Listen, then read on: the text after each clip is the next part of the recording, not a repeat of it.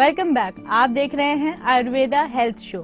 अब हम आपको ले चलते हैं आपकी रेगुलर योग क्लास में, जहां हम आपको बताते हैं कि कैसे योग के जरिए आप बीमारियों को खुद से दूर रख सकते हैं। आयुर्वेदा को आप उपचार के रूप में तो इस्तेमाल कर सकते हैं, लेकिन बीमारियों को न आने के लिए आप योग को जरूर अपने दिनचर्या में शामिल करें।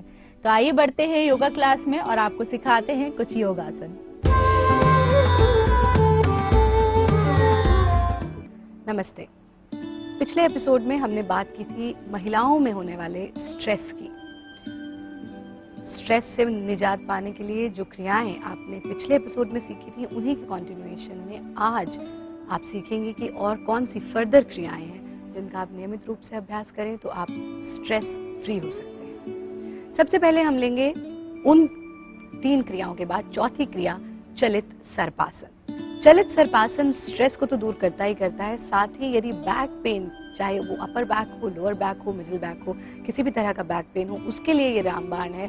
उसके अलावा आपकी थकान को दूर करता है चलित सर्पासन। स्पॉन्डिलाइटिस के पेशेंट के लिए इट्स अ वंडरफुल प्रैक्टिस। अगर आप इसका नियमित अभ्यास करें तो स्पॉन्डिलाइटिस, बालों की स्पॉन्डिलाइटिस चली जाएगी, और जिनको नहीं है उनको कभी नहीं होगी।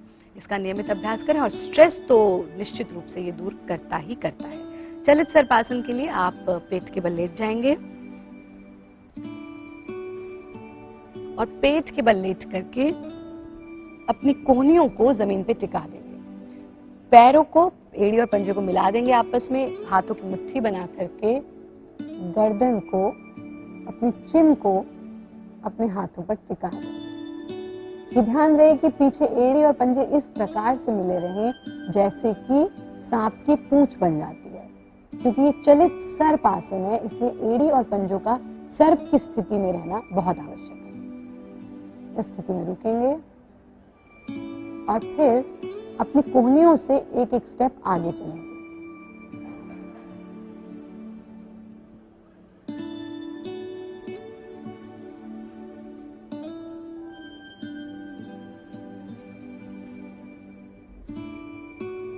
जितना आगे ले जा सकते हैं। यहाँ पे आप अनुभव करेंगे बिल्कुल अपनी गर्दन के पीछे पड़ते हुए स्ट्रेच को, पड़ते हुए प्रभाव को, उस पर ध्यान टिका दें। फिर एक एक स्टेप पीछे आएंगे। पीछे यानी अपने सीने के जितना नजदीक हो सके उतना नजदीक अपने हाथों को लेकर के आएंगे। पर हाथों को यानी कोहनियों को सीने के नजदीक लाने के चक्कर में ये ना भूलें कि गर्दन आपकी सीधी ही रहे। गर्दन को आगे की ओर नहीं झुकाना है, गर्दन आपके सामने ही रहेगी। जितना नजदीक ला सकते हैं उतना नजदीक आप अपनी कोहनियों को ले आएंगे और फिर आप महसूस करेंगे बिल्कुल रूट ऑफ योर स्पाइन यानी लोअर बैक का भी जो सबसे निचला भाग है उस भाग पर पड़ने वाले प्रेशर को, उस प्रेशर पे पूरा ध्यान टिका देंगे। थोड़ी देर यहाँ रुकेंगे और फिर से एक एक स्टेप करते हुए आगे की ओर आना। कम से कम 5 से 6 बार तक आप इसका अभ्यास करें। ये पूरा एक राउंड है जो आपने अभी देखा। आप 5 से 6 राउंड का अभ्यास करें। फिर आप हाथों का तकिया बना करके उस पर अपने चेहरे को टिका देंगे, शरीर को बिल्कुल ढीला छोड़ देंगे। हाथों का सहारा लेते हुए आप अपने आसन में बैठ जाएंगे।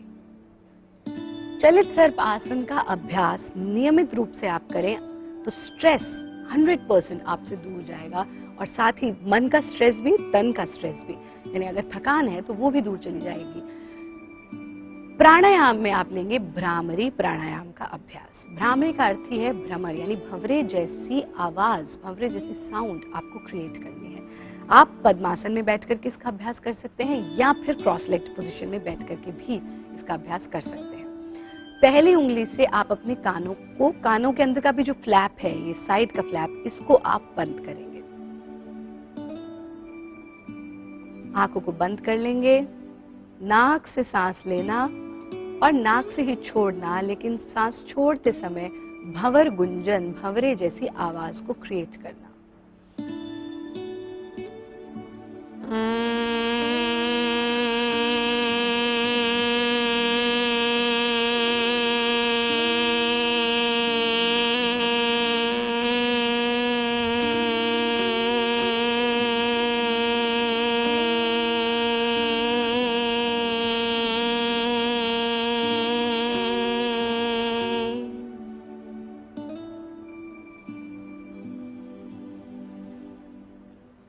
धीरे से अपने हाथों को वापस ले आएंगे। आंखें खोलने की कोई जल्दी नहीं, क्योंकि पूरा रक्त का प्रभाव आपके चेहरे पर है, आपके स्कल पर है। धीरे धीरे से कुछ देर रुकने के बाद आंखों को खोल देंगे। ये ध्यान रखें कि भ्रामरी प्राणायाम का अभ्यास आप 5 से लेकर के 10 मिनट तक निरंतर कर सकते हैं। इसका अभ्यास करें, जो क्रियाएं बताई गई उनका अभ्यास करें, और सबसे इम्पोर्टेंट काम जो आपको करना है वो है जाप, अजपा जाप।